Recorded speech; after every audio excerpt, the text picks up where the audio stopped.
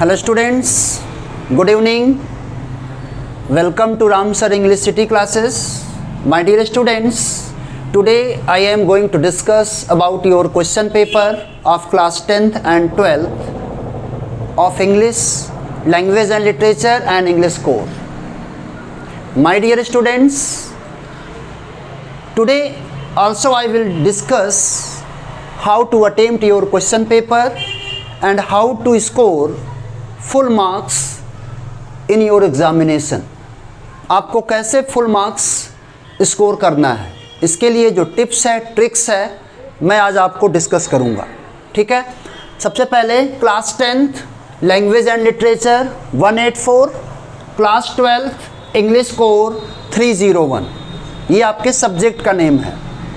ठीक है, अब इसके बाद आपको अपना जो क्वेश्चन पेपर का पैटर्न है वो आपके माइंड में मैप होना चाहिए, माइंड सेट होना चाहिए, आपके माइंड में बिल्कुल क्लियर होना चाहिए हमारे क्वेश्चन पेपर में कैसे क्वेश्चंस होंगे। क्वेश्चन नंबर 1 से क्वेश्चन नंबर 60 किस सेक्शन में कितने नंबर ऑफ क्वेश्चंस होंगे, उसको कैसे करने होंगे, ये आपके माइंड में सेट होना चाहिए। ठीक है, तो सबसे पहले मैं आपको डिस्कस करूंगा class 10th English language and literature 184। As you know, there are 3 sections in your question paper. First one is reading section, second one is grammar section and writing, grammar and writing section, and third one is literature. The same thing in class 12th, reading section, writing section and literature section. इसमें grammar section नहीं है, इसमें reading, writing and literature. ठीक है, number of questions कितने होंगे 1 to 60। ठीक है, but you have to attempt only 50 questions.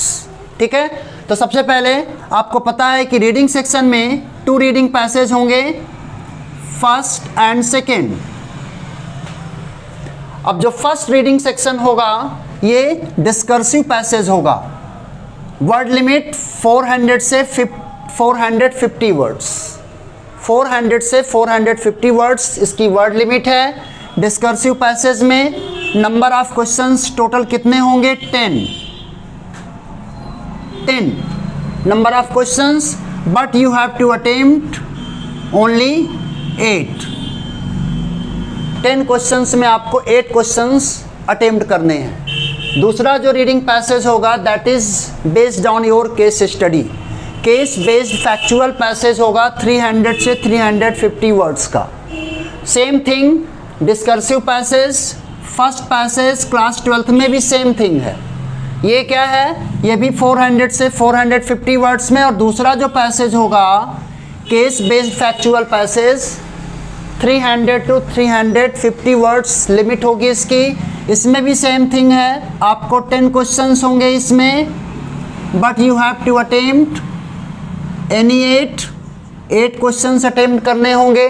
जो second case based factual passage है इसमें नंबर ऑफ क्वेश्चंस कितने होंगे 8, करने कितने होंगे आपको 6। ठीक है, सेम थिंग 8 क्वेश्चंस होंगे, करने कितने होंगे 6। ठीक है, तो आपका जो रीडिंग पैसेज है, रीडिंग पैसेज में टोटल नंबर ऑफ क्वेश्चंस तो 18 है, बट आपको करने कितने हैं 14 क्वेश्चंस करने हैं। और 14 क्वेश्चन कितने मार्क्स का होगा 11 मार्क्स का होगा। ओके स्टूडेंट्स, अब आपको सेम थिंग क्लास 10th में भी है, 12th में भी है। नंबर ऑफ क्वेश्चंस कितने होंगे 14, मार्क्स कितना होगा 11 मार्क्स।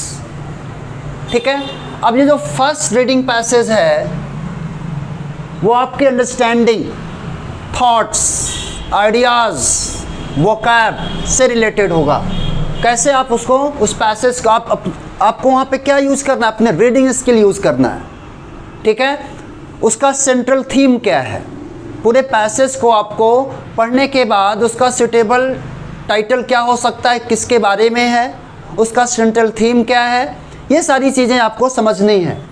ठीक है, दूसरा जो पैसेज है केस स्टडी बेस्ड, ये फैक्चुअल पैसेज होता है, ये आपका चार्ट बेस्ड हो सकता है, ग्राफिकल प्रेजेंटेशन हो सकता है, कोई भी इस तरह का विजुअल इनपुट हो सकता है, ठीक है, या कोई टेबल टाइप का हो सकता है, चार्ट, ग्राफिकल प्रेजेंटेशन, कोई भी विजुअल इनपुट हो सकता है। अब इसमें आपको अपना एनालिसिस यूज़ करना है, अपना IQ लेवल यूज़ करना है, कैसे आपको उस पैसेज को एनालाइज करना है, उसके बाद आपको एक क्वेश्चन अटेम्प्ट करना है, दोनों, ठीक है। अब रीडिंग पैसेज को करने के लिए तरीका क्या है? जो फर्स्ट सेक्शन है रीडिंग सेक्शन, उसको अटेम्प्ट करने के लिए first of all you read the questions, after that you read the passage. You read only questions, not there options. Questions को रीड करना है, उसके ऑप्शंस को रीड नहीं करना है, ABCD वाला नहीं।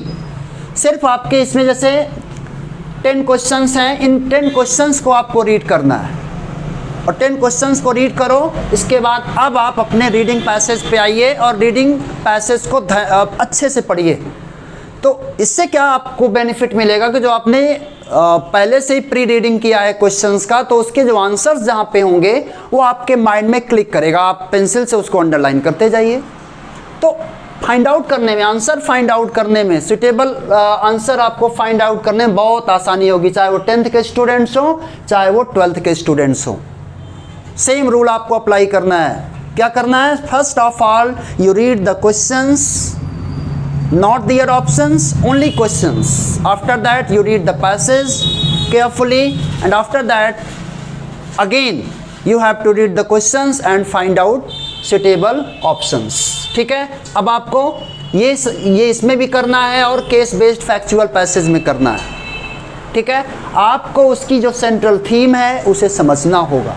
कैसे? अब उसमें कौन से फैक्टर्स दिए हैं, क्या फीचर्स है उसके, क्या उसका कंटेंट्स है, ये आपको समझना पड़ेगा, ठीक है। तो रीडिंग पैसेज को करने के लिए सबसे पहले क्वेश्चंस पढ़िए, फैक्चुअल पैसेज का जो टेबल है, जो ग्राफिकल प्रेजेंटेशन है, जो चार्ट है, जो डेटा है, जो भी विजुअल इनपुट है, उसे आपको बहुत ध्यान से केयरफुली उसे देखना है, उसको स्टडी करना है, ध्यान से देखना है। इसके बाद उसको अपना एनालिटिकल माइंड यूज़ करना है। इससे आपके क्या होंगे, क्वेश्चंस बहुत जल्दी से आपके आंसर्स मिल जाएंगे, ठीक है। तो ये चीज़ आपका जो डिस्कर्सिव पैसेज है या जो केस स्टडी बेस्ड क्वेश्चन है, इसको दोनों करने के लिए आपको थोड़ा सा टाइम लगेगा, ठीक है, लेकिन इस पर आपको टाइम देना पड़ेगा। इसमें आप टाइम दीजिए और उसको अच्छे से पेपर को करिए, ठीक है। तो ये हो गया आपका रीडिंग सेक्शन। रीडिंग सेक्शन में क्या करना है? First of all you read the questions, after that read the passage. ये करने के बाद फिर जो केस स्टडी बेस्ड क्वेश्चन है, इसके जो फैक्टर्स हैं, जो फैक्ट्स हैं, जो उसके रीजंस हैं, जो फीचर्स हैं, उनको आपको क्या करना है? अच्छे से देखना है। देखने के बाद आपको क्वेश्चन अटेम्प्ट करना है, ठीक है। अब ये चीज़ें हो गई। हमेशा ध्यान रखना, never use your own idea. My dear students, don't use your own ideas in reading section. You have to read the passage and you have to find out solutions accordingly. अब इस पैसेज के according आपको questions करना है, अपना दिमाग नहीं लगाना है कि नहीं ये हो सकता है। आपको पैसेज के अकॉर्डिंग करना है। वो जो इंफॉर्मेशन गिवन है, you have to attempt your questions according to information given in your passage. उस पैसेज की जो इंफॉर्मेशन है उसको आपको पढ़ना है और उसी के अकॉर्डिंग आपको अटेम्प्ट करना है, ठीक है। अब आते हैं second, grammar section and writing section. Class 12th में क्या है? केवल आपका राइटिंग सेक्शन है। अब इसमें देखिए 18 क्वेश्चन में कितने करने हैं? 14 क्वेश्चन करने हैं। 2 क्वेश्चन इसमें आपके, 2 क्वेश्चन इसमें आपको लीव करना है, ठीक है। 2 क्वेश्चन, 4 क्वेश्चन आपको लीव करना है रीडिंग पैसेज में। 14 क्वेश्चंस आपको करने हैं। कितने मार्क्स का होगा? 11 मार्क्स का होगा। Let's come to next section, that is writing section and class 10 grammar and writing section. Class 10th में 5 क्वेश्चन आपके किस में होंगे? 6 क्वेश्चन में से कितने क्वेश्चन करने होंगे? 5 ग्रामर सेक्शन में, ठीक है। और सेम जो राइटिंग सेक्शन है इसमें भी आपके 6 क्वेश्चंस होंगे, जिसमें से आपको करना कितना होगा? 5। You have to attempt any 5, 6 में 5, 6 में 5।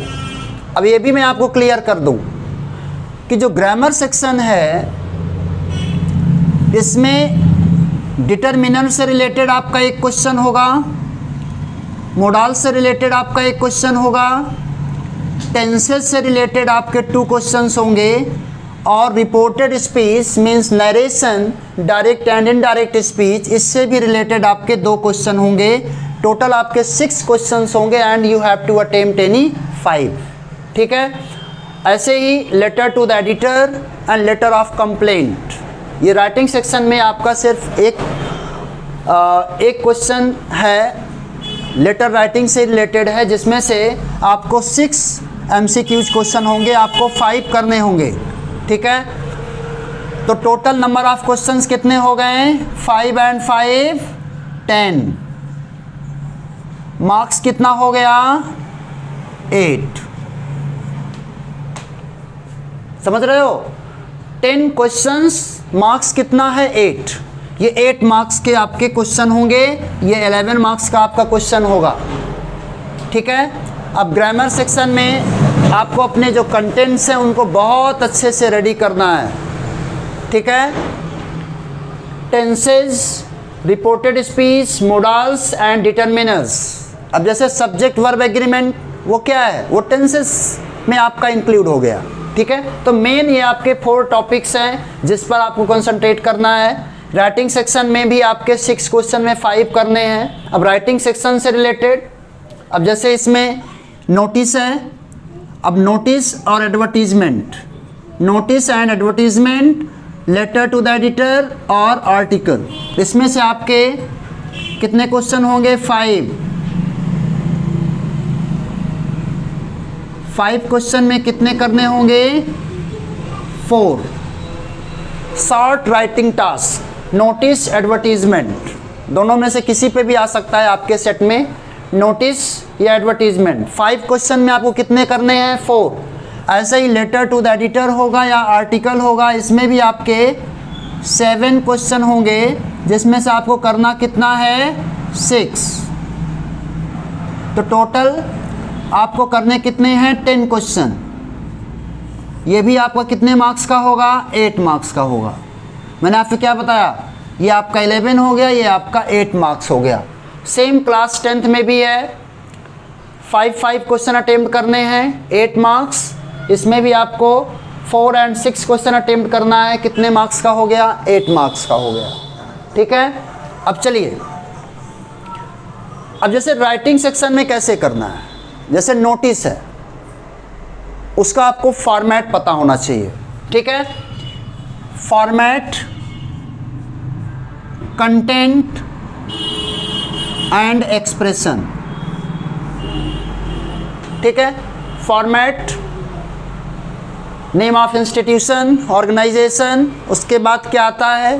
ब्लॉक लेटर में नोटिस वर्ड, फिर इस साइड डेट किस फॉर्मेट में होनी चाहिए, इसके बाद हेडिंग, और हेडिंग यानी सब्जेक्ट्स, तो हेडिंग के बाद जो आपका बॉडी ऑफ नोटिस है, उसके बाद उसकी ओपनिंग लाइंस, एंडिंग लाइंस, ये सारी चीज़ें आपको बिल्कुल फॉर्मेट आपके माइंड में सेट होना चाहिए। चाहे वो नोटिस हो, एडवर्टीजमेंट हो, सैल्यूटेशन कहाँ मेंशन करते हैं, सिग्नेचर कहाँ बनाते हैं कि नहीं बनाते हैं, ओपनिंग लाइन उसकी क्या होगी, सेंडर्स एड्रेस क्या होगा, डेट कहाँ पे मेंशन होगा, सैल्यूटेशन कहाँ पे होगा, कॉम्प्लीमेंट्री क्लोजिंग कहाँ पे होगी, तो ये सारी चीज़ें, ठीक है, आपको पता होना चाहिए।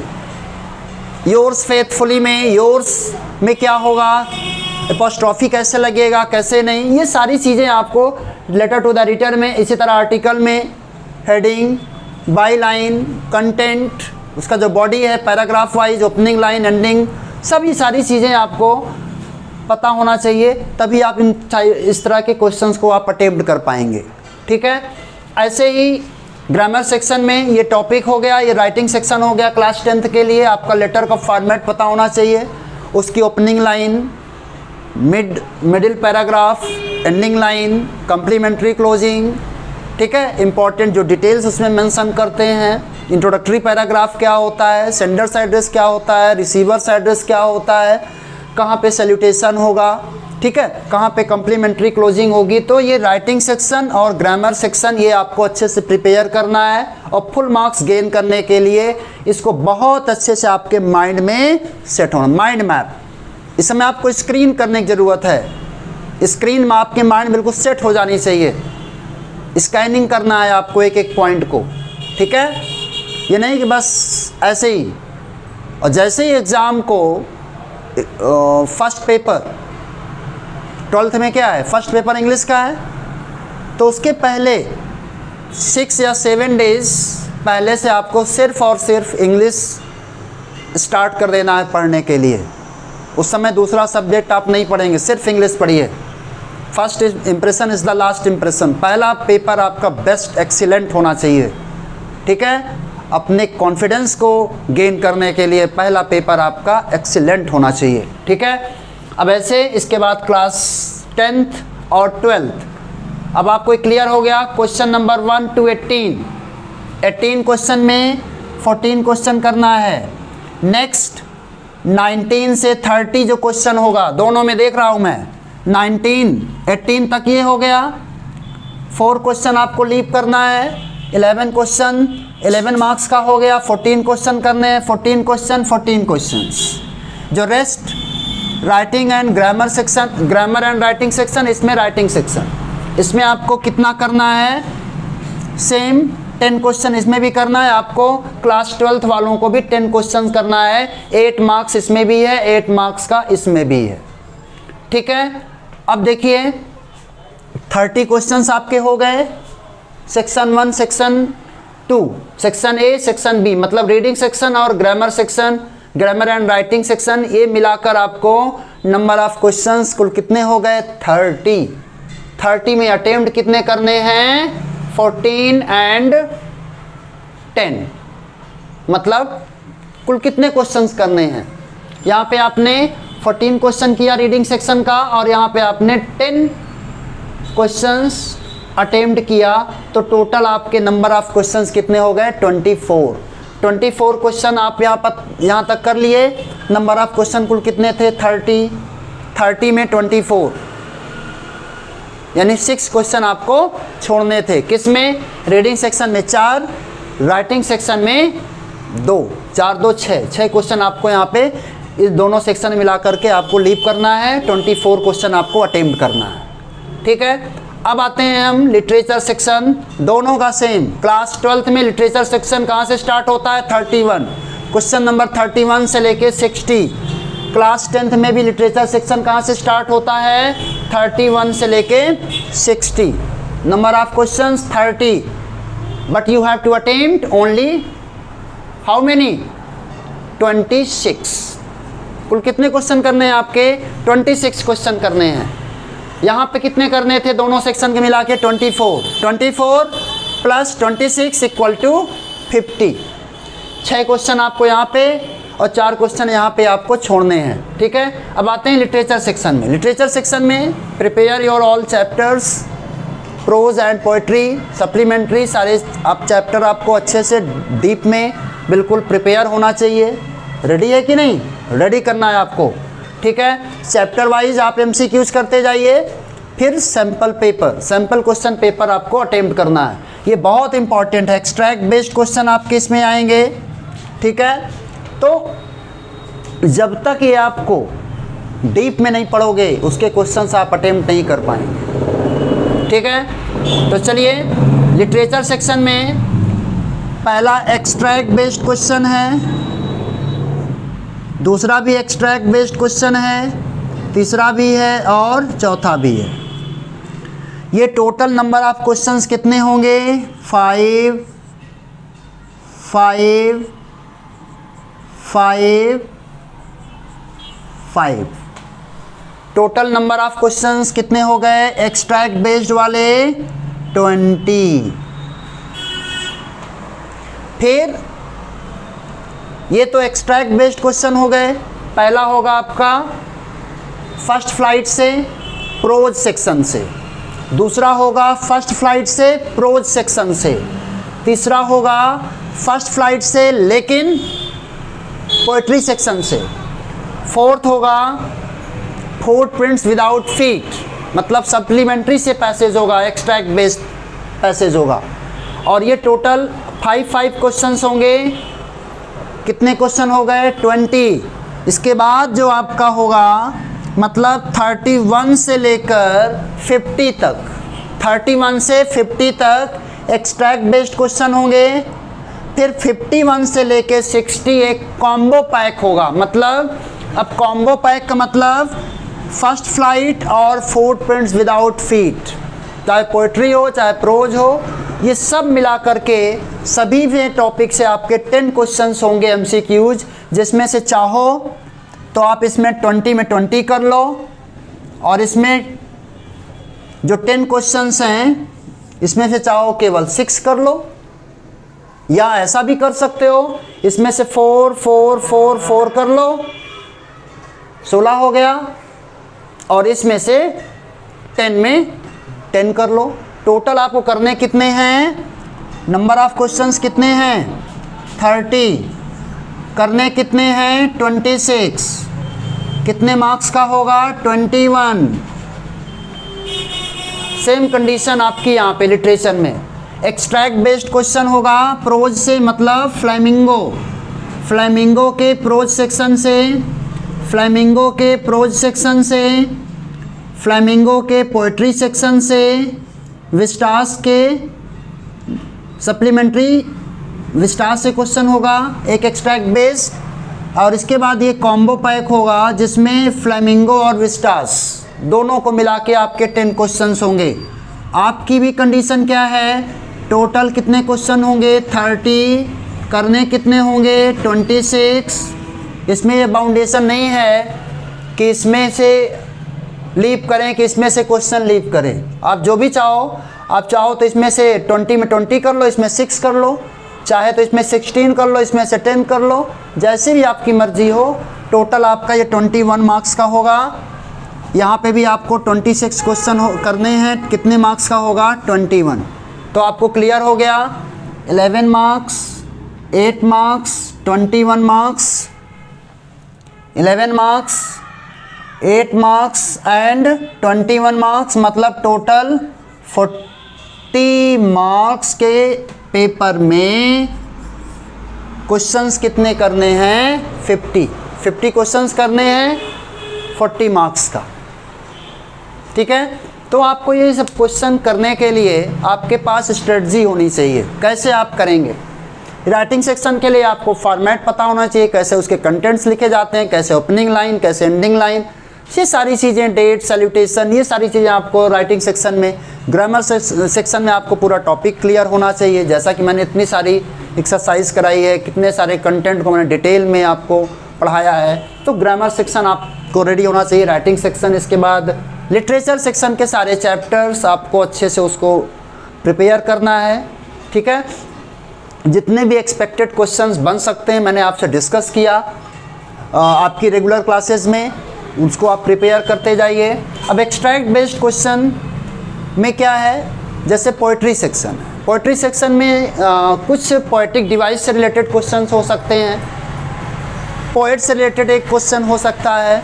ठीक है, और इस तरह से चैप्टर में आपको about the author, about the poet आपको अच्छे से थोड़ा देख लेना है, उससे भी रिलेटेड कभी कभी क्वेश्चंस पूछ लेते हैं। ठीक है, तो कहीं से भी एक भी मार्क्स आपका मिस ना होने पाए, इसके लिए आपको पूरी स्ट्रेटजी के साथ, मैंने पहले ही बताया था आपको, प्लान करो, प्रिपेयर करो, प्रैक्टिस करो। मल्टीपल टाइप्स की प्रैक्टिस आप करिए, कई बार आप प्रैक्टिस करिए। टाइम मैनेजमेंट बहुत ज़रूरी है।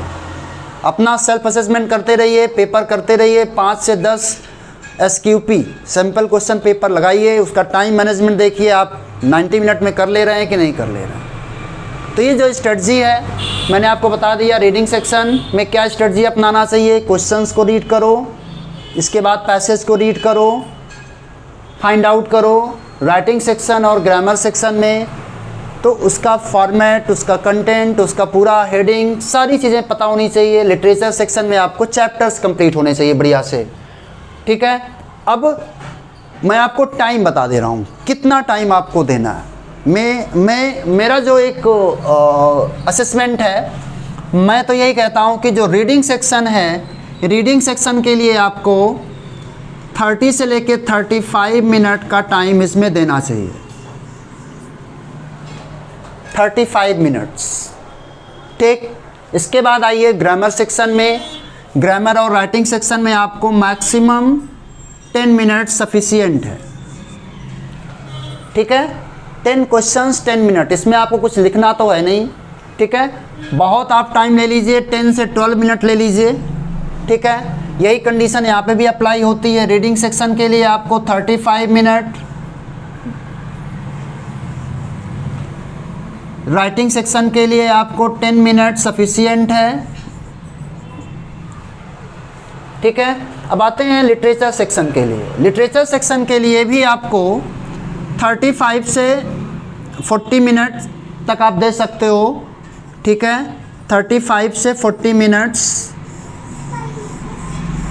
ठीक है। तो अगर ये आप देखेंगे तो नियर अबाउट आपको 90 मिनट के पहले आपका पेपर कंप्लीट हो जाएगा। 85 मिनट, ठीक है। 35, 10 एंड 40, मैक्सिमम 40 मान लेते हैं तो आपका टोटल कितना टाइम हो जाएगा? 85 मिनट, ठीक है। तो जो रेस्ट टाइम आपको मिलता है, करीब आपको टाइम मिलेगा 5 मिनट इधर, 5 मिनट का टाइम आपको लगभग यहाँ मिलेगा। वही मैंने कहा ना, यहाँ पे आपको 35 से 40 मिनट्स का आप टाइम लीजिए। तो यहाँ पर आप देखोगे कि 85 मिनट में आपका पेपर हो जाएगा। आपको 5 मिनट यहाँ पे मिलेगा। 5 मिनट टाइम को आपको एक बार रीचेक के लिए देना है। आप अपनी OMR शीट फिर से रीचेक करिए, कहीं पे कोई मिस्टेक तो नहीं हुई, कहीं पे कोई कॉलम फिल करने में हमसे मिस्टेक तो नहीं हो गई, क्योंकि उसमें ऑप्शन दिया है स्क्वायर बॉक्स। कोई गलती हो गई तो उसको आप स्क्वायर बॉक्स में आप सही वाला, अगर आप सर पहले से नहीं लिखा है तो आप सही कर दो उसको, ठीक है। तो ये सारी चीज़ें एक बार सही से फिल हुआ है कि नहीं, कोई कॉलम छूटा तो नहीं, ये सारी चीज़ें आपको 5 से 10 मिनट टाइम देना चाहिए। 20 मिनट्स जो आपको रीडिंग सेक्शन का मिलता है, 20 मिनट्स, उस 20 मिनट्स में आपको रीडिंग करना है। 10 मिनट्स वहाँ पे आप सेव कर सकते हो। 10 मिनट से रीडिंग करो पेपर और 10 मिनट आपको सेव करना है। 5 मिनट, ये 15 मिनट आपको मिल गया। इस 15 मिनट को आपको यूटिलाइज़ करना है टाइम। अगर यहाँ पे आपको 35 मिनट में नहीं हो रहा है तो 40 मिनट आप यहाँ पे दे दो। ये 5 मिनट उठाकर आप यहाँ पे दे दो, 40 एंड 10, 90 मिनट। तब भी आपका 10 मिनट बचेगा। 10 मिनट में आप अपना पूरा OMR शीट को आप चेक कर लीजिए, रीचेक करिए, रिवाइज कर लीजिए, देख लीजिए कहीं पे आपने कोई मिस्टेक तो नहीं किया है, ठीक है। तो अपना टाइम मैनेजमेंट इस तरह से करना है, कोई भी क्वेश्चन आपका छूटना नहीं चाहिए, ठीक है। OMR शीट कैसे फिल करना है आपको कई बार आपने प्रैक्टिस कर लिया है, ठीक है। जो स्टार और जो हैच, जो स्टार वाला जो स्क्वायर बॉक्स है वही फाइनल आंसर माना जाएगा। इसलिए वहाँ पे कटिंग नहीं होनी चाहिए कि आपने C लिखा फिर कट करके B कर दी, तो वो कंसीडर्ड नहीं होगा। अगर आपने सर्कल को फिल करने में गलती कर दिया तो चलो ठीक है, वैसे करना नहीं चाहिए आपको, लेकिन आपने कर दिया तो कोई बात नहीं, वो तो आप कंसीडर हो जाएगा। स्क्वायर बॉक्स में आप जो आपने आंसर लिखा फाइनल, वो आपको वही करेक्ट माना जाएगा, ठीक है। कोई भी कॉलम ऐसा नहीं है कि आपको फिल नहीं करना है। लास्ट वाला आप देख रहे हो, अनअटेम्प्टेड वाले क्वेश्चन जो आप नहीं अटेम्प्ट कर रहे हो उसको भी आपको सर्कल करना है, ठीक है। इधर नहीं सर्कल करना, लास्ट वाले कॉलम को सर्कल को करना है, ठीक है। ये सारी चीज़ें आपको पता है, ठीक है। और पेपर को बहुत सिस्टमैटिक वे में करना है, ठीक है। लिटरेचर सेक्शन में टाइम आपको देना है और दूसरा सबसे जो इम्पोर्टेंट बात है मैं आपको बताना चाहता हूँ, स्पेशली इंग्लिश सब्जेक्ट के लिए, मैं अपने सब्जेक्ट की बात कर रहा हूँ, always try to attempt your questions.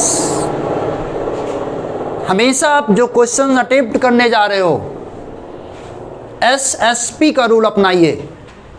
Start with strong points, start with strong point. जो स्ट्रॉन्ग पॉइंट है आपका SSP, स्टार्ट स्ट्रॉन्ग पॉइंट। मतलब अगर आपको लगता है कि हम सबसे बेस्ट लिटरेचर सेक्शन में कर सकते हैं तो आपकी स्टार्टिंग 31 से होनी चाहिए। ये सेक्शन छोड़िए, आप जाइए लिटरेचर सेक्शन में, 31 से 60 वाला अटेम्प्ट करिए। इसके बाद आइए राइटिंग सेक्शन में, देन रीडिंग सेक्शन में। ठीक है, तो सबसे स्ट्रॉन्ग पॉइंट से आपको क्वेश्चन अटेम्प्ट करना चाहिए। मैं तो यही कहूँगा कि आपको लिटरेचर से ही शुरू करना चाहिए। रीज़न क्या है कि आपके जो स्टोरीज़ हैं, आपका जो मैसेज है, जो थीम है, जो सेंट्रल आइडिया है आपकी स्टोरीज़ का, पोएम्स का, सप्लीमेंट्री के जितने चैप्टर्स हैं, वो माइंड में सेट होता है। जैसे ही आप पेपर करना शुरू करते हैं तो लिटरेचर सेक्शन जब आप करेंगे तो कहीं पे मिस्टेक नहीं होगी, क्योंकि आपके माइंड में सारी चीज़ें बिल्कुल ठीक तरीके से सेट है। लिटरेचर सेक्शन कंप्लीट कर लो अपना। जैसे ही लिटरेचर सेक्शन आपका कंप्लीट हो जाए, अब भूलो अब वहाँ पे उसकी कहानी ख़त्म लिटरेचर सेक्शन की। अब आते हैं राइटिंग सेक्शन में, और 10th वाले राइटिंग एंड ग्रामर सेक्शन में, इसको अटेम्प्ट करिए। अब जब आप रीडिंग सेक्शन करेंगे तो आप फ्री माइंड होंगे। फ्री माइंड का मतलब ये स्टोरीज या इनको करने का आपके माइंड में कहीं से भी ये नहीं रहे कि हमको अभी लिटरेचर सेक्शन करना है। और रीडिंग सेक्शन क्या होते हैं? अनसीन पैसेज होते हैं। अब वहाँ पे आप माइंड लगाइए, यहाँ पे आप रीडिंग करिए, क्वेश्चन करिए, और इसके बाद आपका पेपर कंप्लीट हो गया। लेकिन अगर रीडिंग सेक्शन आप स्टार्टिंग आप रीडिंग सेक्शन से करते हैं तो लिटरेचर सेक्शन आते आते इसमें की जो कहानी है, इसमें की जो स्टोरी है, डिस्कर्सिव और केस बेस्ड जो फैक्चुअल की जो स्टोरी है, जो पैसेज है, उसके कंटेंट माइंड में क्लिक करते रहते हैं। और यहाँ आने पे लिटरेचर सेक्शन में कहीं कहीं ये पुरानी चीज़ें माइंड में क्लिक होती हैं। तो इसलिए लिटरेचर सेक्शन पहले ही कंप्लीट कर लेंगे तो रीडिंग सेक्शन में आप बिल्कुल कूल माइंड हो करके, क्योंकि इसी के बाद आपका द एंड होगा पेपर का, तो आप इसको बाद में भी कर सकते हो। ये आपका है। बाकी तो ये मेरा सिर्फ सजेशन है। बाकी जिसमें भी आप कंफर्ट फील करते हैं, चाहे वो बिगनिंग से करिए चाहे लास्ट से करिए, जैसे भी आपको करना है पेपर करिए, लेकिन पेपर आपका एक्सीलेंट होना चाहिए। मेरी जो बेस्ट विशेज़ हैं आपके लिए, मेरे सारे स्टूडेंट्स के लिए। Thank you, have a nice day.